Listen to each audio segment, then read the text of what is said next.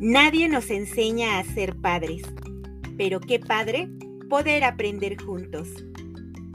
Estás escuchando Enséñame a crecer, episodio 21, Pensamiento matemático en preescolar, mucho más que saber contar. Hola, ¿qué tal? Mi nombre es Lisbeth Ángeles y es para mí un placer poder llegar a ustedes a través de este podcast. Mi objetivo es empoderar a mamás, papás, cuidadores, maestras y maestros a través de acciones, sugerencias y estrategias aplicables en el día a día que les permitan acompañar a sus hijos o alumnos en el fascinante viaje por su aprendizaje, porque la meta final es lograr su autonomía.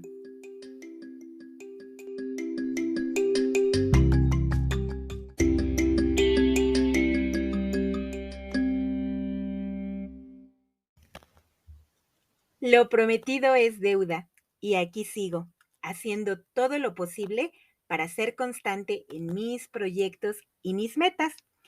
Espero que estén pasando una excelente semana y que en el momento en que estén escuchando este episodio se encuentren lo mejor posible.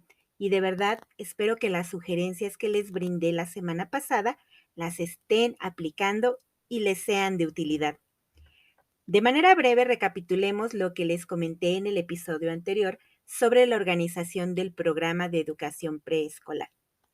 Bueno, dijimos que se organiza en 3 campos de formación académica, que son lenguaje y comunicación, pensamiento matemático y exploración y comprensión del mundo natural y social, y que también se organiza en 3 áreas de desarrollo personal y social, que son educación socioemocional, artes y educación física.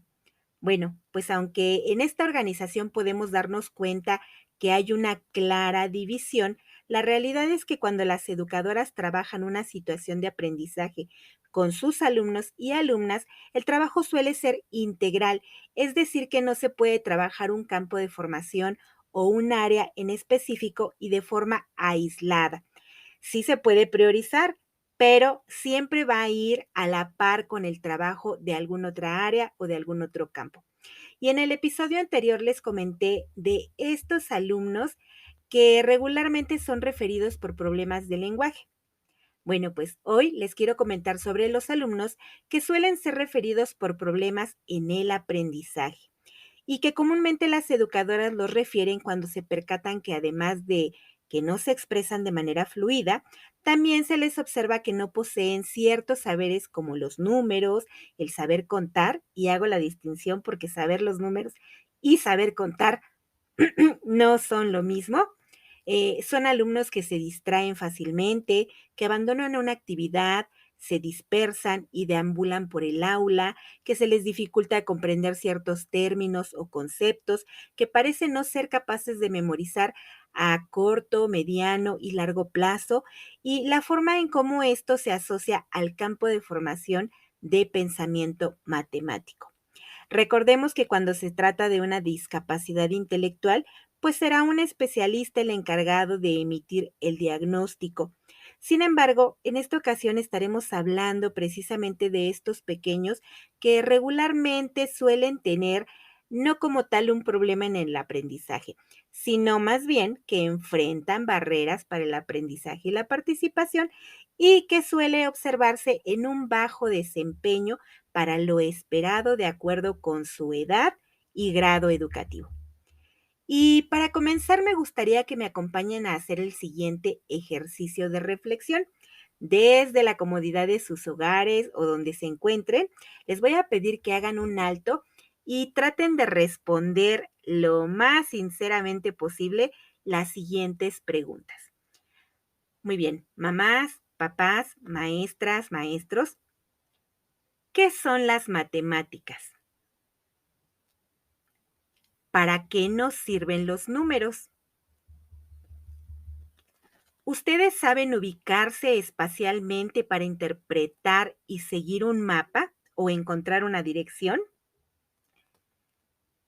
Si alguien les plantea un problema matemático, ¿Son capaces de resolverlo mediante el cálculo mental o realizando operaciones básicas en una hoja de papel o utilizando una calculadora? ¿A cuántos de ustedes les gustan realmente las matemáticas o a cuántos de ustedes les desagradan y por qué? Y finalmente, ¿qué les tocó aprender en la escuela sobre las matemáticas y que consideran que hasta la fecha jamás lo han utilizado en su vida diaria? Ok, si es necesario, pongan pausa y vuelvan a regresar a las preguntas, pero por favor les pido que antes de continuar realicen este ejercicio y se den a ustedes mismos sus respuestas. Y no se asusten que esto no es un examen. Así que yo les voy a compartir un poco el análisis de mis respuestas y de las que me suelen brindar los niños en el preescolar. Muy bien, pues de acuerdo con el diccionario y con la definición que yo aprendí en mis épocas de estudiante, las matemáticas son una ciencia que estudia las propiedades de los números y las relaciones que se establecen entre ellos. La mayoría de los niños en preescolar suelen decirme que los números sirven para usarlos en la escuela. Y por mucho tiempo yo también lo pensé así. En lo personal, me cuesta mucho trabajo interpretar un mapa. Y la verdad es que con la aparición del GPS, pues este problema se resolvió porque lo dejo en manos de la tecnología. También, de manera personal, les puedo decir que cuando alguien me plantea un problema numérico, mi primera reacción es de bloqueo mental, porque en general a lo largo de mi vida como estudiante siempre tuve experiencias poco gratas con el aprendizaje de las matemáticas y por muchos años solía repetirme la frase, soy pésima para las matemáticas, simplemente no se me dan. Y finalmente, hay muchas cosas, sobre todo del nivel de preparatoria, en asignaturas como geometría analítica y cálculo diferencial e integral, que jamás entendí para qué me iban a servir en la vida diaria. Hasta la fecha, jamás he requerido emplear en mi día a día una suma de vectores, resolver una raíz cuadrada o una ecuación de segundo grado, ni nada por el estilo. Pero también he aprendido que aunque no las utilizo, sí hay razones por las que era necesario aprenderlas. Solo que ninguno de mis maestros de aquel entonces tuvo a bien decirme que esto me iba a servir en mi vida y que tarde o temprano lo comprendería. ¿Qué tal les fue a ustedes con sus respuestas? Espero que mejor que a mí. Y decidí empezar con este ejercicio porque es muy común escuchar que los niños, al llegar a primaria, detesten las matemáticas. Y si bien en preescolar no nos toca enseñar a los niños a realizar operaciones como la suma o la resta, la multiplicación, la división, sí es tarea del preescolar sentar las bases del pensamiento matemático y las experiencias que lleguemos a generar en torno a ellos serán en buena medida el cimiento que les permitirá el aprendizaje formal de las matemáticas en grados posteriores. Por lo que lo ideal sería que no solo sean bases sólidas, sino que además se generen mediante experiencias gratas y de seguridad que permitan a los niños desarrollar un gusto real por aprender matemáticas. Muy bien, pues de acuerdo con el programa de educación preescolar, las matemáticas son un conjunto de conceptos, métodos y técnicas mediante las cuales es posible analizar fenómenos y situaciones en contextos diversos, interpretar y procesar información tanto cuantitativa como cualitativa, identificar patrones y regularidades, así como plantear y resolver problemas. Si comparamos el primer concepto que yo les di con el concepto que nos brinda el programa de educación preescolar, nos podemos dar cuenta que las matemáticas son mucho más que el conocimiento de los números y que su utilidad va mucho más allá del contexto escolar. Además, no solo se refiere a números, pues dice que interpreta y procesa información cuantitativa, es decir, datos que podemos contar, pero también el concepto dice información cualitativa, es decir, datos que se pueden describir, pero no con valores numéricos. Y sí, implica la resolución y el planteamiento de problemas, pero no se limita solo a ello. Este concepto también dice, además de la adquisición de un cuerpo de conocimientos lógicamente estructurados, la actividad matemática tiene la finalidad de propiciar procesos para desarrollar otras capacidades cognitivas, como clasificar, analizar, inferir, generalizar, abstraer, así como fortalecer el pensamiento lógico, el razonamiento inductivo, el deductivo y el analógico. Y la verdad es que todas estas habilidades mentales de orden superior, pues no necesariamente se relacionan y se aplican únicamente en las matemáticas. Es decir, que aprender matemáticas va mucho más allá de resolver problemas numéricos, saber sumar, restar, multiplicar, dividir, obtener áreas, perímetros, resolver ecuaciones, etcétera. En la medida en la que somos capaces de comprender y desarrollar un pensamiento matemático, estaremos en mayor posibilidad de desarrollar y consolidar capacidades cognitivas cada vez más complejas que impactan directamente en nuestra calidad de vida. Y esto es lo que mis maestros de matemáticas en secundaria y en prepa jamás me explicaron.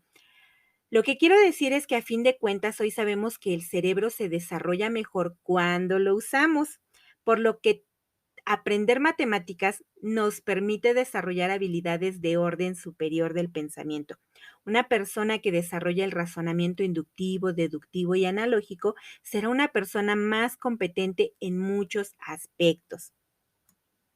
Por eso es por lo que les digo que esto que a veces solemos confundir con problemas de aprendizaje, de atención o memoria, se relaciona muy directamente con el pensamiento matemático, pero más aún con la presencia de barreras para el aprendizaje que se generan en la escuela y en el hogar. Cuando les pregunto a los padres y madres de familia si sus niños saben contar, me responden, claro, sabe contar del 1 al 100. Y nuevamente, esto vuelve a ser motivo de orgullo, como si entre más números sepa decir mi hijo o hija, fuera sinónimo de ser más inteligente. Pero saber repetir los números de forma oral no es lo mismo que saber contar. Y saber contar tampoco es sinónimo de haber desarrollado el pensamiento matemático, pues cuando les pregunto a las familias si sus niños logran memorizar datos, poner atención, seguir indicaciones, identificar términos como cerca, lejos, adelante, atrás, arriba, abajo, muchos, pocos, largo, corto, pesado y ligero, antes, después, ayer, hoy y mañana, suele suceder que antes de brindarme sus respuestas me preguntan, ¿eso qué tiene que ver con las matemáticas o con su aprendizaje? Bueno, pues todo eso que acabo de mencionar también forma una pequeña parte del amplio mundo de las matemáticas, solo que solemos pensar que se reduce a saber decir los números y a escribirlos, cuando en realidad implica muchas habilidades más. Entonces, regresemos al programa de educación preescolar.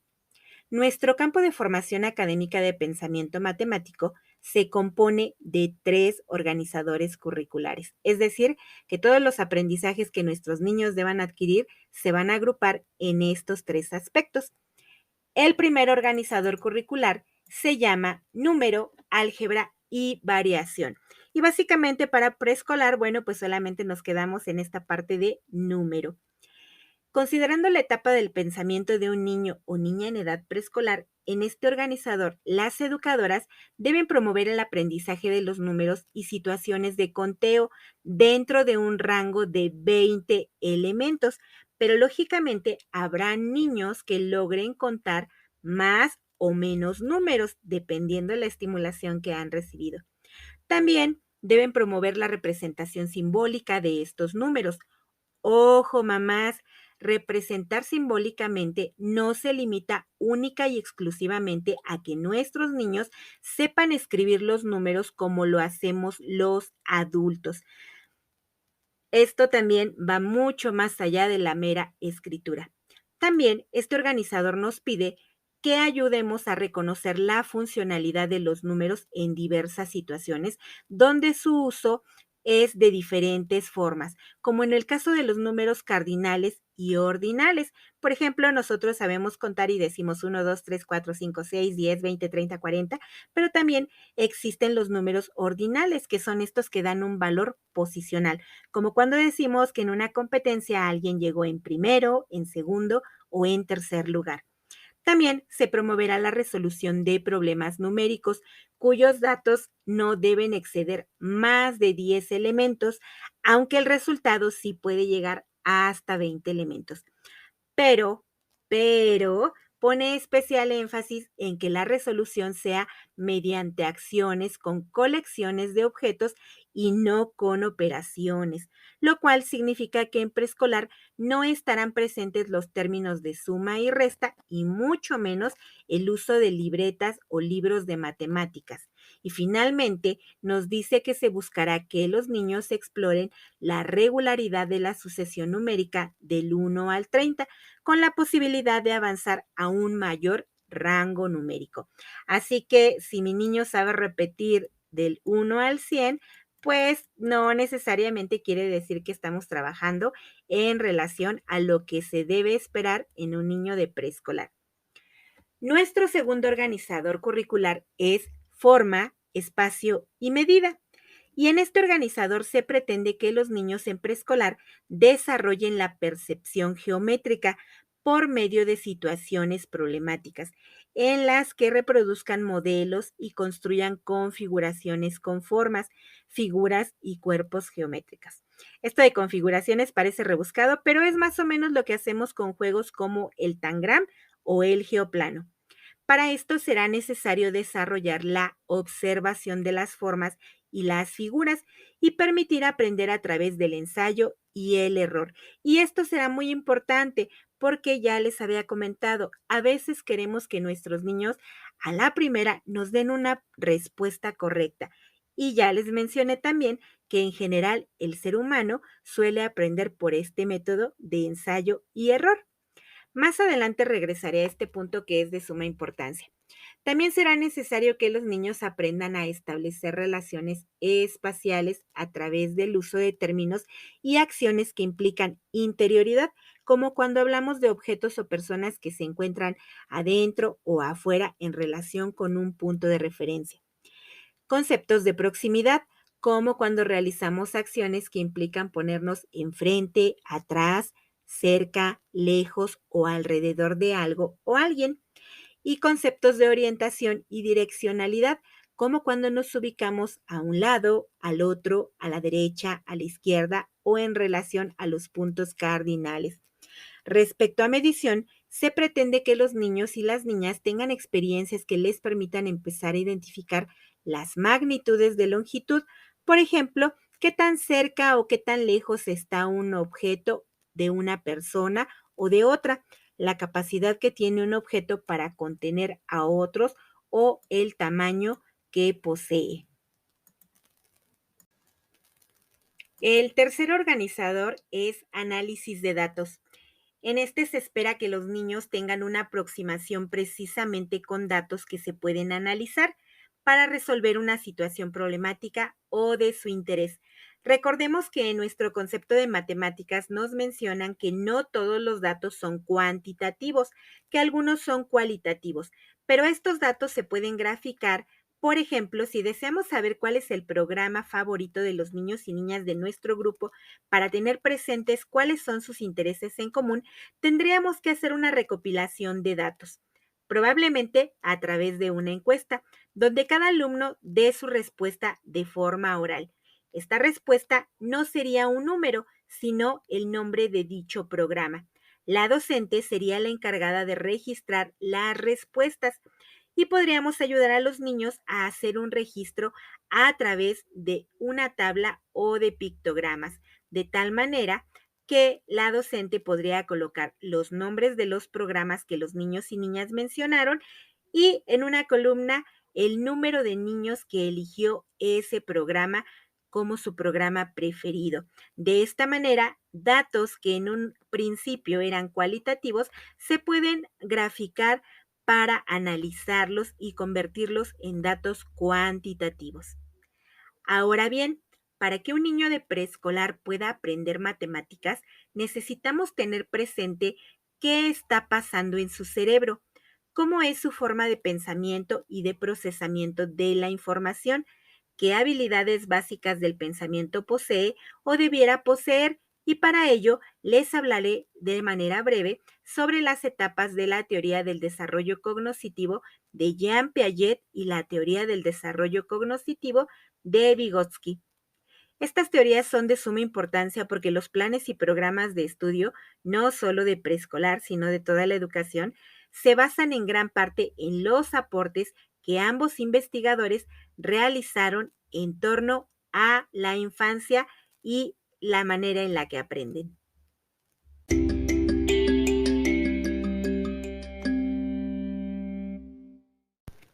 Bueno, pues antes de la teoría de Piaget, se pensaba que los niños eran meros receptores del entorno, que se les podía modelar en su pensamiento, sus creencias, sus emociones y sus comportamientos como si se trataran de una bola de masa a la que los adultos les deben dar forma. Con sus investigaciones nos enseñó que los niños se comportan como pequeños científicos, que tratan de interpretar el mundo, tienen su propia lógica y forma de conocer, que casi nunca es afortunadamente similar a la de los adultos. También su teoría nos explica que en estos procesos todos los niños siguen ciertos patrones predecibles de desarrollo conforme van madurando e interactuando con el entorno. Y en su teoría, él hizo una división en 4 etapas por las que todos los niños habrán de atravesar. En la primera etapa, que es la sensoriomotora, que va de los 0 a los 2 años, en esta los niños pasan de conductas que son reflejos automáticos como el llanto o la succión para poder alimentarse a las conductas con una intención definida. Por ejemplo, conforme va creciendo el bebé, se percata de que puede observar, alcanzar y sujetar un objeto que sea de su interés. Es decir, que ya hay una comprensión de sí mismo, pero también de algunas de las cosas que le rodean, y por lo tanto la curiosidad y el interés por los objetos es quizá la mejor forma en que podemos percibir que nuestros niños se encuentran en esta etapa.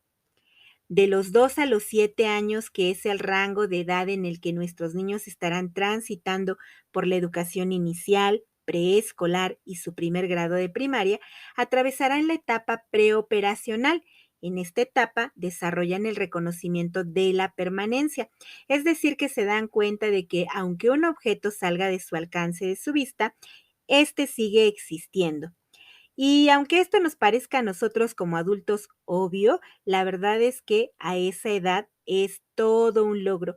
Y esto es importante porque en gran medida las matemáticas se basan en el pensamiento abstracto, es decir, en conceptos que se forman en nuestra mente, que existen, pero no los podemos ver ni tocar. Aparece el pensamiento en el uso del símbolo, de números e imágenes, como cuando les pedimos que piensen en un oso en la nieve, en un carro rojo, en un helado, que aunque no los vean en la realidad, ya son capaces de pensarlos.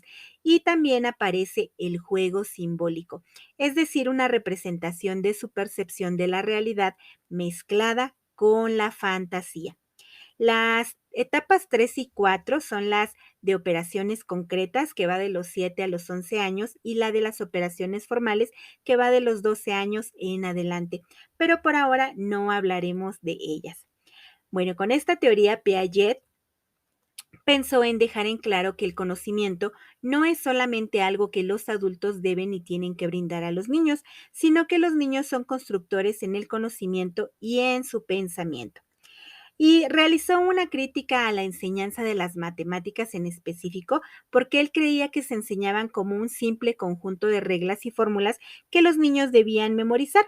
Y cuando se les enseña de esta manera, él decía que no llegan a comprender bien ni los conceptos ni las reglas, y que el ejemplo más claro lo podemos ver cuando a un niño, por ejemplo, de cuarto grado, se le pide que explique por qué realizó ciertos pasos para resolver una división y que los niños casi siempre responderán, no sé, mi maestro me dijo que así se hace. Es decir, que ellos saben seguir pasos para resolver problemas, pero no entienden por qué se resuelven así o para qué les sirve resolverlos de esa manera.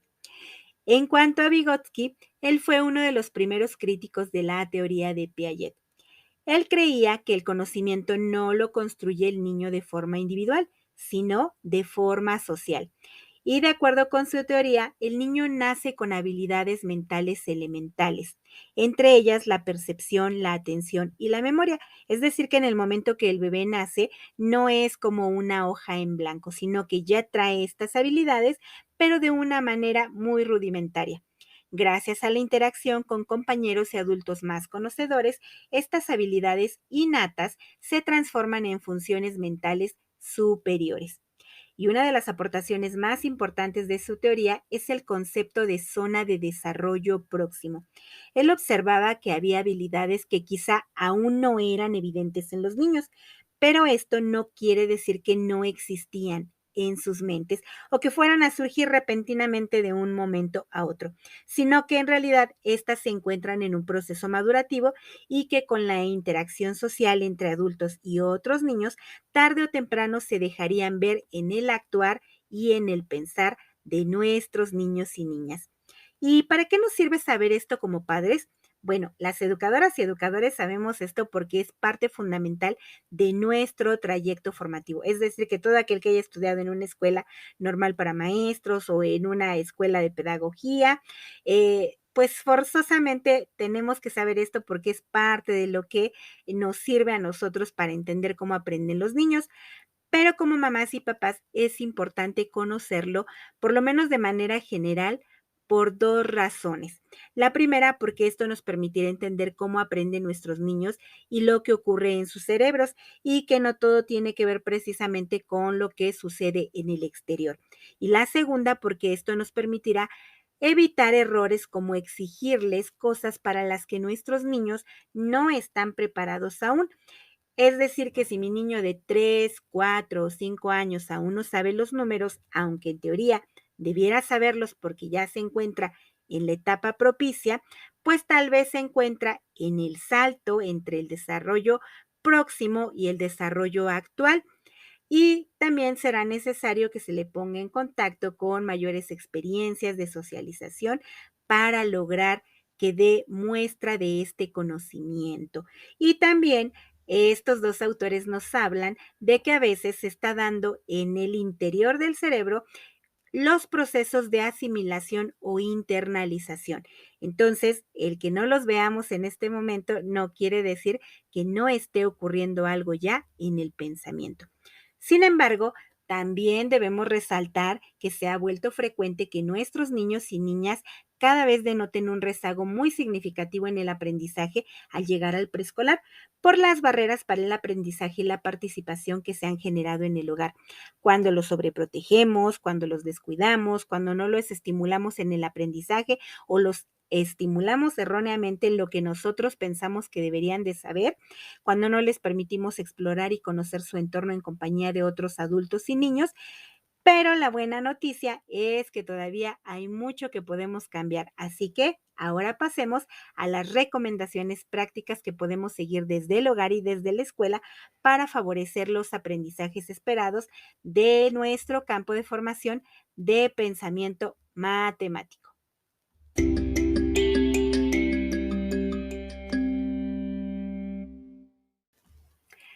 Aquí sí me gustaría que las recomendaciones no estén precisamente alineadas a los organizadores curriculares en cuanto al orden que establece el programa, porque mi intención es que las familias comprendan esta idea de que, eh, como dice el título de nuestro episodio, las matemáticas van mucho más allá de solo saber contar y que para llegar al conteo y la resolución de problemas numéricos mediante operaciones hay muchas otras cosas y muchas otras actividades que debemos propiciar que nuestros niños y niñas aprendan desde que son bebés y durante su edad preescolar.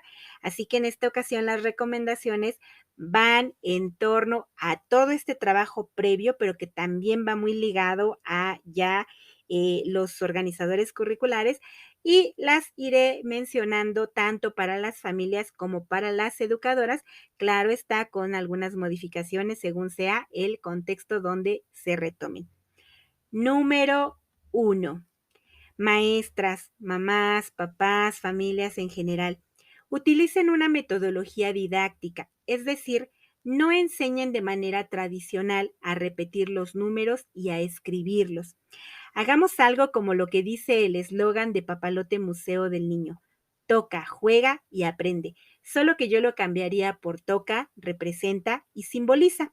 Permitamos que nuestros niños exploren con materiales y objetos de la vida cotidiana, que representen acciones que implican observar, describir, agrupar, seriar, clasificar, contar, medir, ubicar, etcétera, y que se aproximen a la representación simbólica primero a través de sus propios símbolos y progresivamente a la representación convencional de los números, es decir, cómo se escriben formalmente, pero poco a poco y sin exigirlo.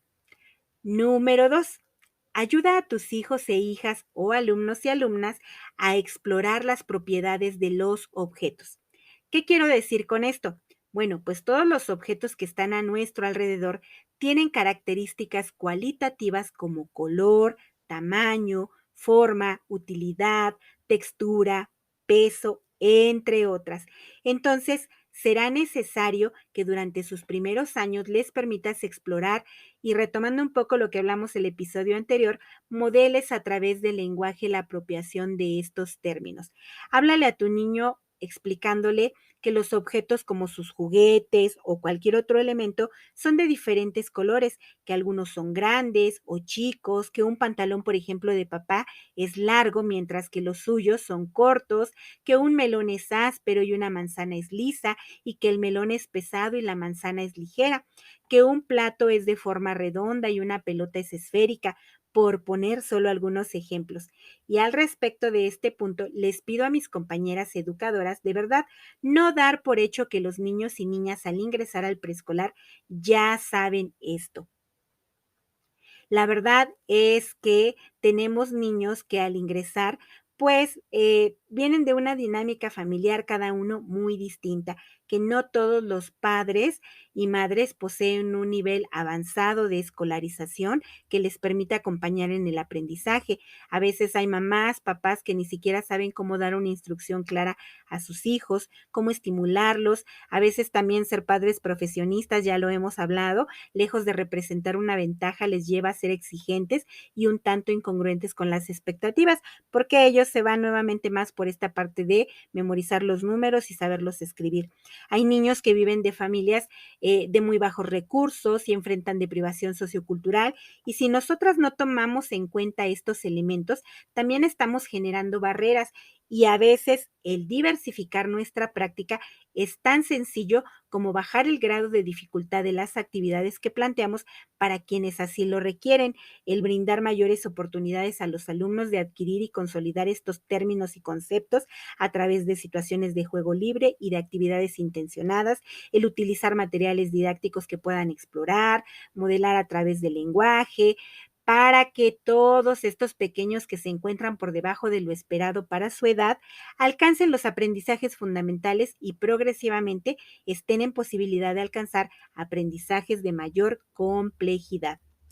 Número 3. Enseñen a sus hijos y alumnos a observar las cosas, personas y elementos del entorno, a describirlas a partir de todas las características cualitativas que ya mencioné, a dibujarlas con sus garabatos, a compararlas de acuerdo a sus características como el tamaño, la capacidad, el peso, a comprender que ciertas propiedades suelen ser relativas, como cuando decimos que un tractor es más grande que un coche, pero que un tráiler es más grande que un tractor. Realicen juegos que impliquen la localización de objetos, elementos del entorno o personas a partir de la observación y de la descripción. ¿Cómo lo podemos hacer? Bueno, pues mediante el juego de yo veo. ¿Cómo se juega? Bueno, pues aquí el adulto comienza precisamente para modelar el lenguaje, pero después podemos ir alternando turnos. Y entonces yo le digo a mi niño o a mi niña, yo veo un objeto que tiene un palo de madera que es largo, es cilíndrico y delgado y tiene un cepillo de forma rectangular en la parte de abajo. Es anaranjado, se siente áspero y sirve para barrer. ¿Qué es? Bueno, pues mi niño tendrá que desarrollar la observación, la atención y precisamente a partir de todas estas descripciones de sus atributos poder identificar que es una escoba. Yo veo una persona que es más pequeña que tú, aún no sabe hablar ni caminar, pero sabe gatear. ¿Quién es? Bueno, pues a lo mejor el niño, si tiene hermanos o hermanas más pequeñas, sabrá que nos referimos a una persona y quién es esa persona. Otro ejemplo, yo veo una fruta de cáscara amarilla que es alargada y que es semicurva. ¿Qué es? Bueno, pues también con esta descripción ayudaremos al niño a observar, a poner atención y a razonar a partir de las pistas que le estamos brindando. Al realizar estas descripciones, estamos favoreciendo no solamente la observación, sino que, insisto, también estamos favoreciendo la atención, la memoria, porque el niño tiene que retener el nombre de los objetos que a lo mejor ya hace tiempo aprendió. Estamos favoreciendo la expresión oral porque también estamos modelando el lenguaje y estamos incrementando el vocabulario de nuestros niños al darles a conocer todos estos términos y el conocimiento de los objetos precisamente, perdón, y de sus atributos. Número 4.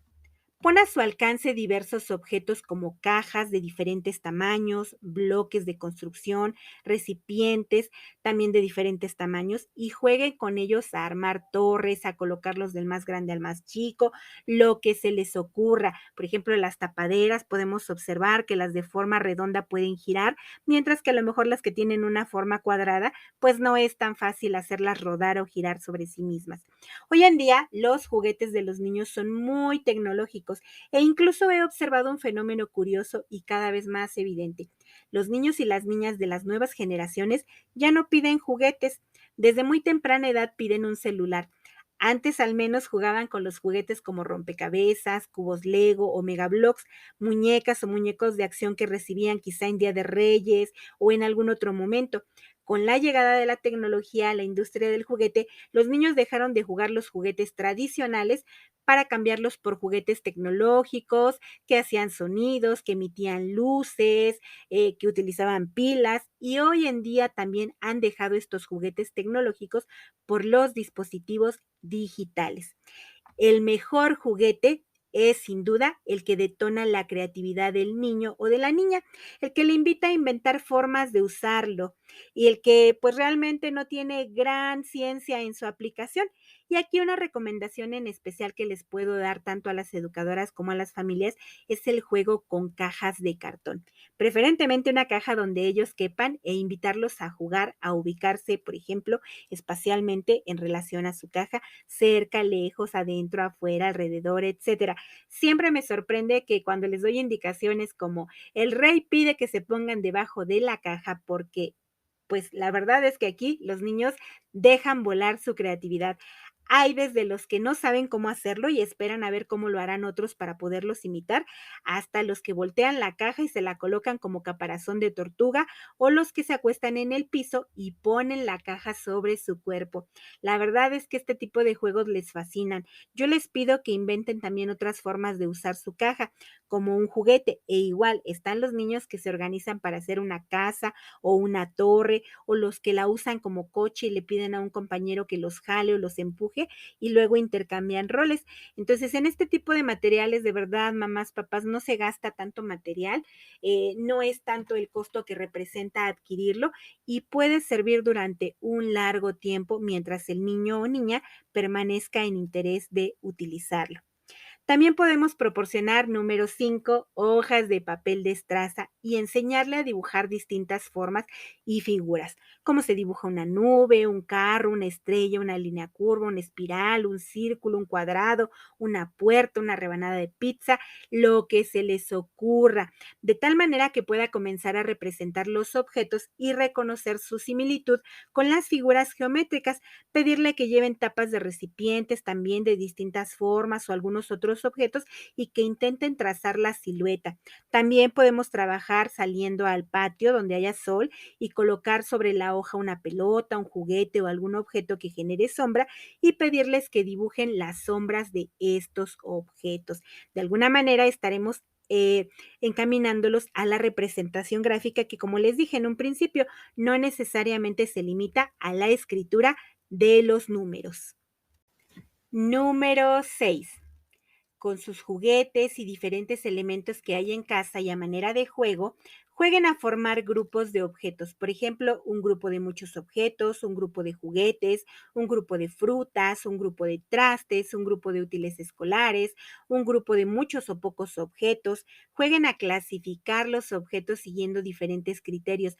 Por ejemplo, a clasificar dentro de un grupo de juguetes a aquellos que son muñecos, a los que son transportes, a los que son peluches, preguntarles dentro de un grupo de trastes de cocina cómo podemos clasificarlos y dar la oportunidad de que intenten dar su respuesta. De ser necesario, pues ejemplificarles y decirles, bueno, puedes formar dentro del grupo de trastes, los puedes separar en vasos, en platos, en cucharas, etcétera. Número 7. Aproxima a tu niño o niña a nociones de medición partiendo del uso de su propio cuerpo y de sus pertenencias. Puedes realizar la medición de tu niño como normalmente se hace, marcando en una pared con pequeñas rayitas cómo va creciendo cada mes y que él observe cómo esa medida que él tenía va incrementando conforme pasan los días. Enséñale que hay cosas largas y cortas, grandes y pequeñas. Quizá el cabello de mamá, por ejemplo, es largo y el de él o ella sea corto, que la fila de las tortillas es corta, a lo mejor si vamos temprano, pero si vamos muy cerca de la hora de la comida, pues quizá la fila es más larga, que el trayecto que hacen de casa a la escuela tal vez es corto en relación a que si van de paseo a un centro comercial o a un parque o a un bosque. Jueguen aquí también stop. Y para las mamás y papás que son muy jóvenes y que a lo mejor no saben cómo se juega, bueno, pues les platico. Stop es un juego donde lo que se trata es que los niños estimen distancias y para este juego se dibuja en el piso un círculo que va dividido en varias fracciones. Cada fracción representa la casilla de un participante y a esta casilla se le asigna un nombre. Por ejemplo, frutas o pueden ser colores o personajes de algún programa de televisión o países, lo que se nos ocurra. Y en el centro de este círculo que está dividido en fracciones hay un círculo pequeño con el letrero que dice stop. Cada niño entonces se debe de ubicar en su casilla y se elige a un participante para comenzar el juego, quien debe de decir en voz alta, declaro la guerra en contra de mi peor enemigo que es, y por ejemplo, si estamos jugando con frutas, vamos a decir que es plátano. Y entonces el participante que ocupa la casilla de plátano deberá saltar al círculo pequeño y gritar lo más rápido que se pueda, stop, mientras los demás participantes corren lo más lejos y se detienen justo al escuchar esta palabra de stop. El participante que quedó al centro debe elegir a uno de los participantes y estimar la distancia que hay de él hacia su compañero, como midiéndolo en pasos grandes, medianos o cortos. Para nuestros niños de preescolar será necesario ejemplificar a veces qué es un paso corto, qué es un paso mediano y qué es un paso largo y permitir que experimenten y que practiquen y que se equivoquen. Estimar es un proceso muy complejo porque implica para el niño interiorizar los conceptos de cercanía y lejanía y a partir de ello determinar si para llegar a un punto se requiere pues a lo mejor muchos pasos o pocos pasos, si el compañero que eligieron está muy lejos o quedó muy cerca. También podemos jugar lanzamiento de chancla, así como en las Olimpiadas se juega lanzamiento de bala. Aquí lo que hacemos es lanzar hacia un punto nuestra chanclita y estimar qué tan lejos llegará o cuántos pasos debo de dar para llegar hasta donde quedó mi chancla. Número 8. Para aproximar a tus hijos o alumnos al conteo, realiza actividades donde tu niño pueda repartir algo, como cuando vamos a servir de comer y necesitamos poner platos, vasos, cucharas y tenedores para cada persona. A esto se le llama correspondencia unívoca y es uno de los principios de conteo que los niños deben poseer para llegar al entendimiento de los números. En el salón, mis compañeras educadoras saben que a los niños les encanta ayudar a repartir las crayolas, algún material, lo que sea que vayamos a ocupar.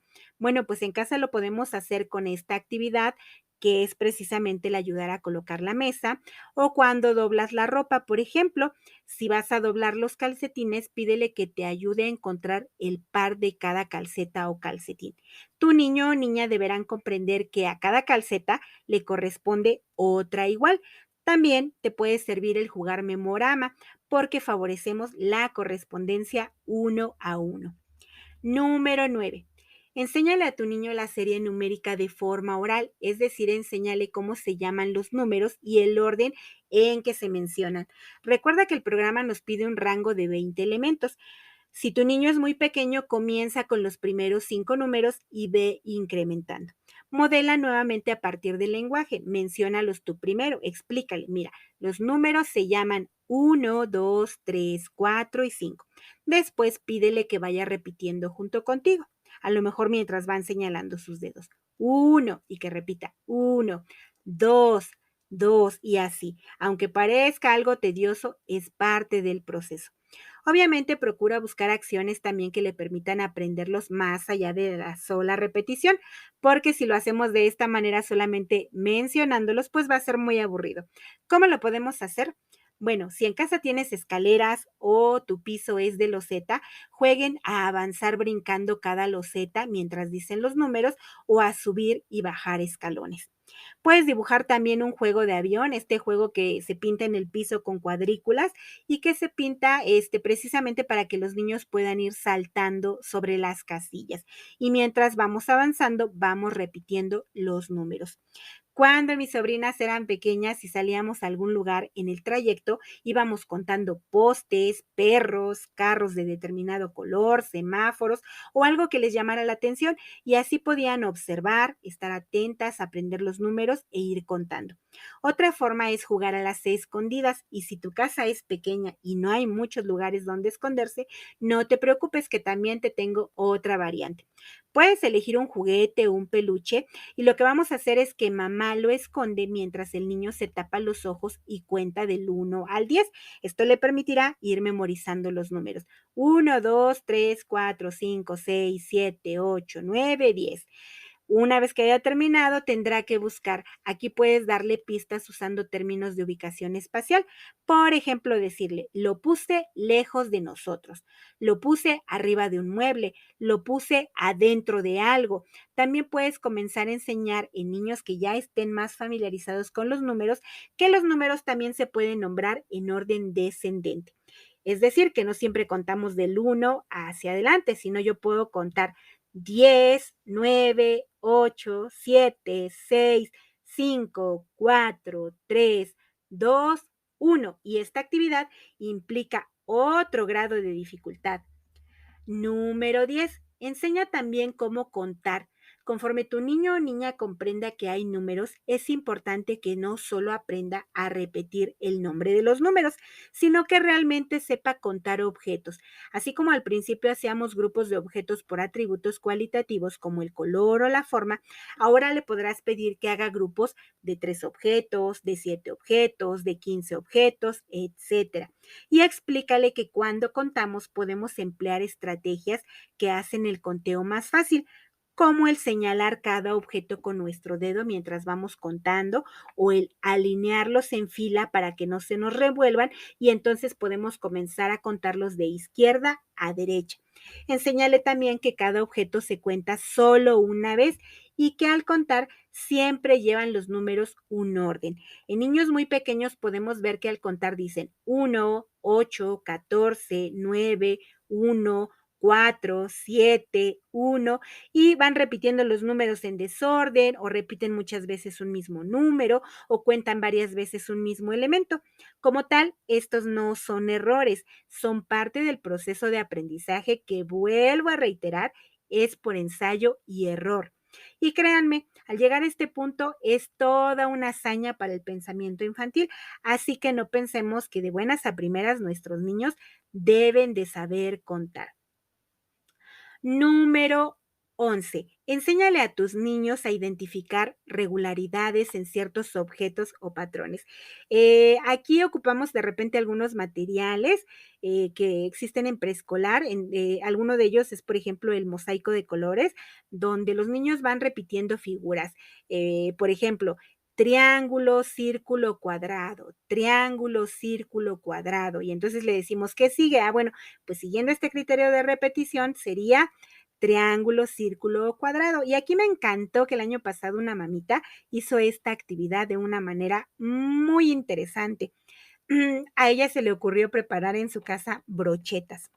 Le dio a su niña los palitos para brocheta y entonces fueron ocupando gajos de naranja, uvas, y mitades de fresa. Y entonces le enseñó a su pequeñita que podía ir viendo estas regularidades que ella podía armar. Y entonces la niña armó una brocheta donde repetía una uva, media fresa, un gajo de naranja, una uva, una fresa y un gajo de naranja. Y así fue haciendo diferentes combinaciones. Entonces, realmente no todo tiene que aterrizar, insisto, en hojas impresas, en actividades que sean tediosas para los niños, sino en situaciones que les sean significativas. Número 12. Enseña a tus niños sobre el uso del tiempo a través de los relojes y calendarios. Por ejemplo, registren cuánto falta para su cumpleaños o para un evento importante, a qué hora pasa su programa favorito, cuánto dura. Cuando platiquen, pues procura usar los términos ayer, hoy, mañana, antier, pasado mañana, en un mes, en un año, el año pasado, para que se vaya familiarizando con el uso de estos términos. También pueden realizar lectura de cuentos y narración de historias o de anécdotas para que los niños comprendan la sucesión temporal de los hechos y el orden en el que van ocurriendo. Cuando contamos un cuento no podemos empezar, por ejemplo, con el final y luego saltarnos al inicio y luego a la parte media. Debe de seguir cierta estructura. Solo que sea una actividad de improvisación, pues es realmente válido. También puedes realizar actividades como preparar una receta donde haya que esperar tiempo, medir a lo mejor que permanezca una gelatina 3 horas en el refrigerador para que cuaje, o a lo mejor preparar una sopa que nos indica que debe hervir por 10 minutos para alcanzar su punto de cocción, por mencionar otros ejemplos. Número 13. Finalmente, para las familias me gustaría recomendarles el libro El cerebro del niño explicado a los padres, del doctor Álvaro Bilbao, de editorial Plataforma Actual y al cual se encuentra en Internet. Aunque hablamos de las teorías de Piaget y de Vygotsky, y aunque estas siguen vigentes en los planes de estudio, la verdad es que con los avances de la neurociencia, hoy en día podemos saber más de cómo aprenden nuestros niños. Y entonces, este libro nos muestra interesantes hallazgos acerca del cerebro y del aprendizaje de nuestros pequeños. Y para las educadoras, les recomiendo el libro Matemáticas divertidas en el aula infantil de la colección Eduteca de Editorial Santillana, que también lo encuentran en internet, pero para tanto las familias como para las educadoras, estos libros estarán disponibles en la página de Facebook de Enséñame a Crecer para que puedan hacer la descarga.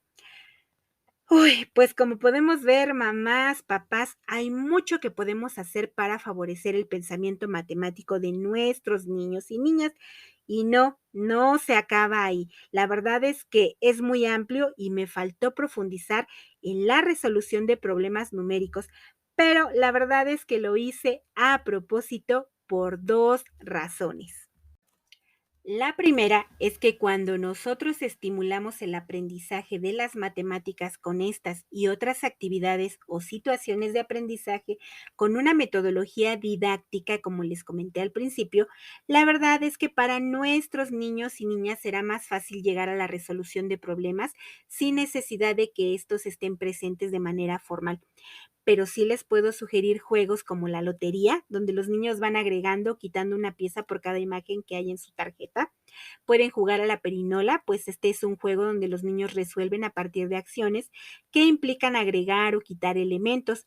Pueden jugar a la tienda o al supermercado, que también es esta parte del juego simbólico, e irse familiarizando con el uso de monedas y resolver problemas al pagar con dinero de juguete o con monedas que les podamos prestar. Y la segunda razón es porque de algún modo muchas de las actividades propuestas llevan implícita la resolución de problemas, pero no de la manera tradicional.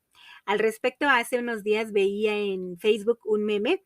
Era una imagen de un hombre en el supermercado que lleva un carrito lleno, pero lleno completamente de plátanos, y la imagen decía: al fin encontré a Mario, el de mi libro de texto de sexto año que decía: si Mario compra 800 plátanos, no recuerdo el problema, pero siempre me pregunté, ¿para qué quería tantos plátanos? Y me dio mucha risa porque es real, insisto.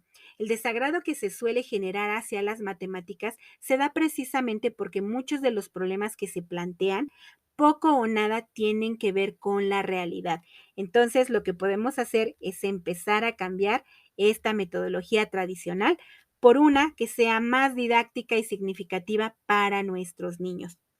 Habrá procesos que definitivamente tendrán que ser, pues, al pie de la letra, como es el caso de la memoria para el aprendizaje, de las tablas de multiplicar, que para muchos niños es precisamente una batalla tremenda, porque no le encuentran sentido a aprender de memoria las tablas, porque en realidad, pues, no saben de qué manera estas, multiplicaciones les pueden ayudar a facilitar operaciones que de alguna manera con una suma nos tardaríamos mucho tiempo, pues al multiplicar es mucho más fácil. Y la verdad es que también tenemos que reconocer que actualmente con el uso de las tecnologías, pues muchas habilidades del pensamiento se están perdiendo, como lo que yo les decía, esta parte del GPS, el sabernos ubicar, pues ya no es necesario porque nos lo resuelve la tecnología, y a veces pues también pretendemos que los niños sigan resolviendo operaciones.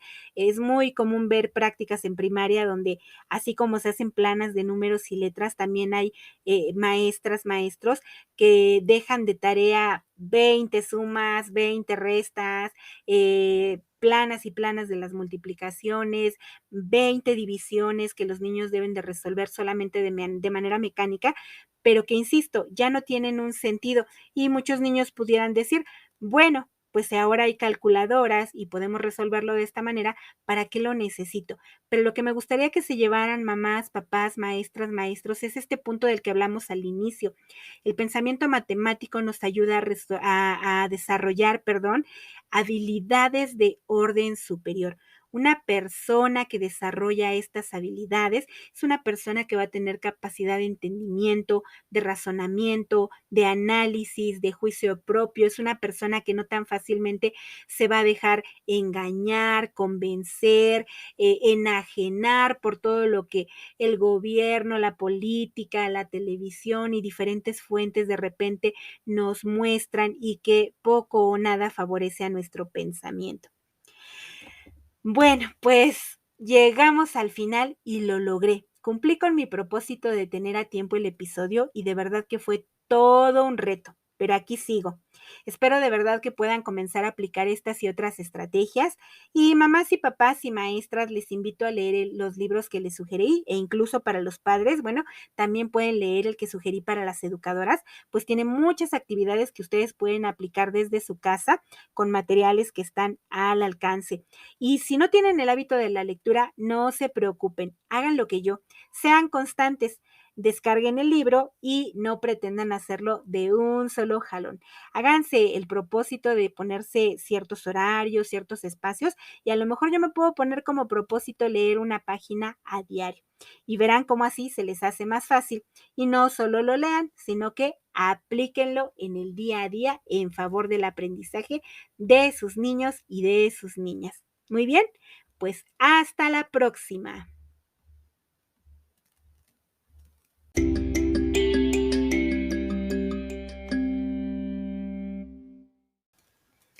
Estuviste escuchando Enséñame a crecer.